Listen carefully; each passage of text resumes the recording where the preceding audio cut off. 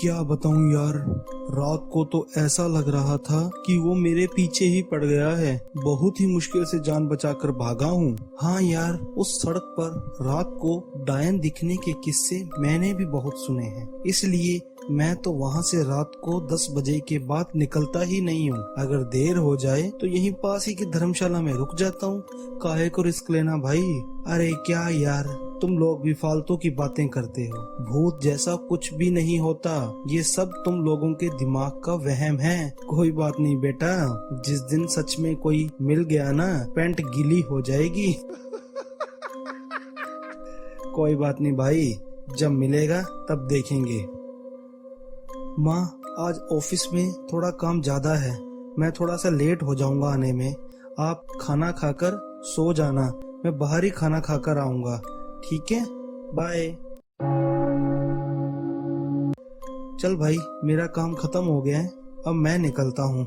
देखो बहुत देर हो गई है, इस वक्त जाना ठीक नहीं है। मैंने सुना है उस सड़क पर लोगों को अक्सर खतरनाक चुड़ैलों या डायनों से सामना करना पड़ जाता है। मेरी मानो तो आज रात यहीं पास की धर्मशाला में रुक जाओ। कोई बात नहीं भाई, अगर सामना हो भी गया बाइक रोकूंगा ही नहीं, तुम चिंता मत करो, मैं निकल रहा हूँ। ओके। ये नहीं मानेगा, भगवान इसकी रक्षा करना।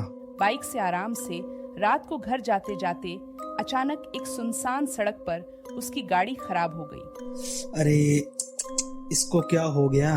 अब इतनी रात को कोई गाड़ी ठीक करने वाला भी नहीं मिलेगा, ये मुसीबत भी ना।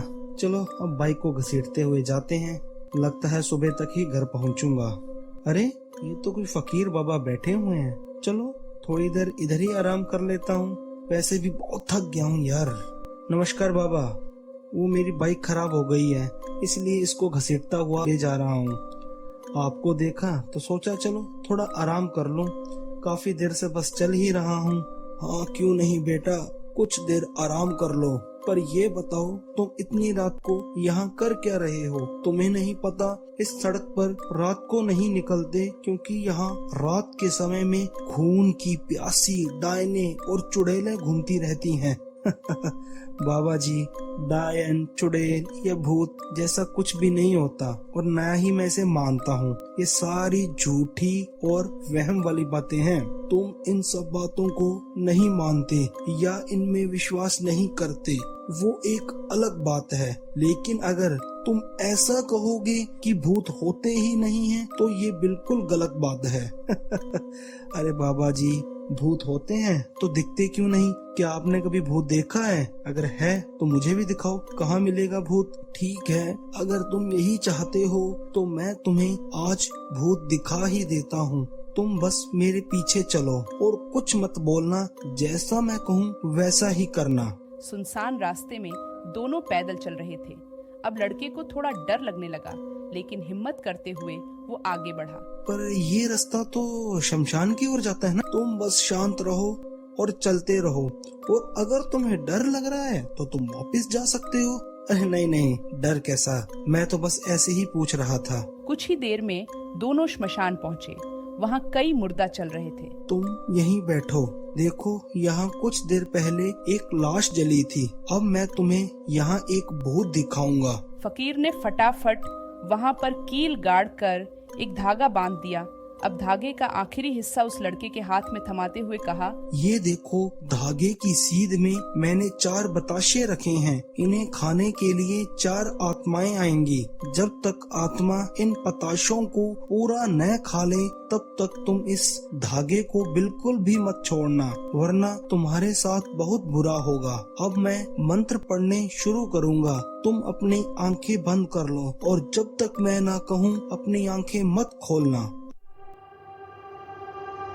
अब तुम अपनी आंखें खोल सकते हो, पर बिल्कुल मत डरना, और धागा तो बिल्कुल भी मत छोड़ना।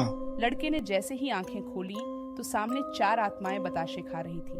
अरे ये इतनी भयानक दिखने वाली सच में आत्माएं ही हैं। मुझे तो यकीन नहीं हो रहा कि कभी मैं भी ऐसी बातें करूंगा। हे भगवान, ये क्या? ये तो मेरा पड़ोसी है, इसकी मौत तो अभी 2 दिन पहले ही हुई थी।